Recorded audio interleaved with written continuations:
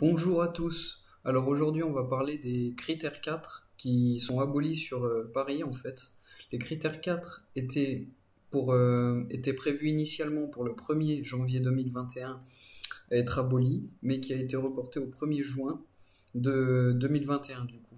Donc aujourd'hui, les critères 4 ne peuvent plus rouler sur Paris et ils ne veulent pas s'arrêter là en fait, ils veulent abolir aussi les critères 3, mais d'ici juillet 2022. Et de là, en 2030, en fait, ils veulent aussi enlever 100% des... Ils veulent que les véhicules propres, en fait, donc électriques, comment dire, électriques et avec l'essence aussi. Je me souviens plus du terme, mais en gros que des énergies à peu près renouvelables d'ici 2030. Mais il n'y a pas que ça pour l'électricité qui est favorable. Europcar, Europcar aussi veut mettre sa flotte 50% électrique, il me semble, ou un tiers électrique et c'est d'ici 2030, jusqu'à 100 000 voitures sur les 300 000 que compte la flotte mondiale. Donc c'est bien un tiers de la flotte mondiale du géant de location. Donc voilà, il veut passer tout à l'électrique, ce qui est une bonne chose aussi pour les moteurs électriques. Je pense qu'il y a vraiment quelque chose à faire. Mais il n'y a pas que ça. Il y avait aussi, il se parlait dernièrement des voitures hydrogène, un moteur hydrogène en fait l'hydrogène est un gaz. Alors c'est une combustion du dihydrogène avec le dioxygène dans l'air en fait. Du coup en fait c'est un gaz inflammable, un gaz inflammable et il voulait démocratiser ça en fait au niveau de l'automobile pour ne pas passer tout électrique. Mais ce qui s'est passé, c'est que le patron Elon Musk de SpaceX et de Tesla est contre en fait a dit que finalement c'était pas quelque chose de bien et le boss de Volkswagen aussi a parlé qu'il était contre l'idée des moteurs à hydrogène. Du coup pour les moteurs à hydrogène, euh, ils ont dit que voilà que ça nécessitait 2 à 14 fois plus d'électricité à fabriquer, la fabrication du coup à la production, qu'un moteur électrique. Donc en fait on est perdant déjà dès la production, mais ce n'est pas fini.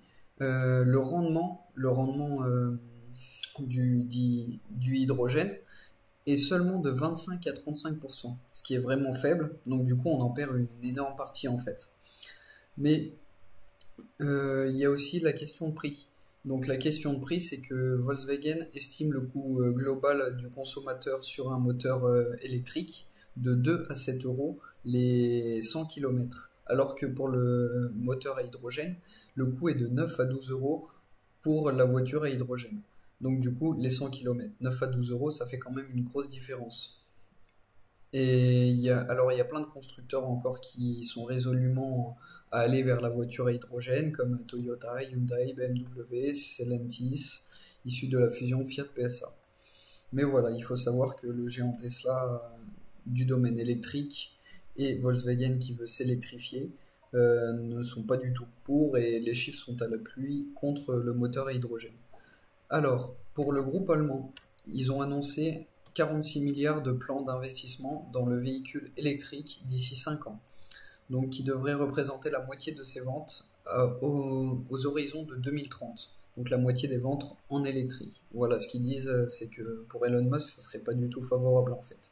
Donc je pense que réellement, il y a des placements à faire sur l'électrification des véhicules, de type société au niveau des bornes, ceux qui fournissent les bornes électriques. Je pense que ça va se démocratiser beaucoup. Les entreprises au niveau de l'automobile, les concessions vont passer beaucoup à l'électrique. Donc ce qui sera aussi favorable pour l'électrification des véhicules.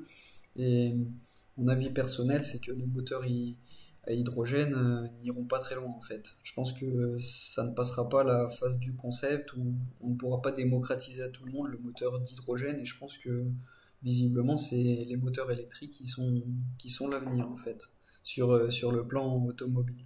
Donc voilà, je voulais vous faire part de ma façon de penser et je vous souhaite bon courage.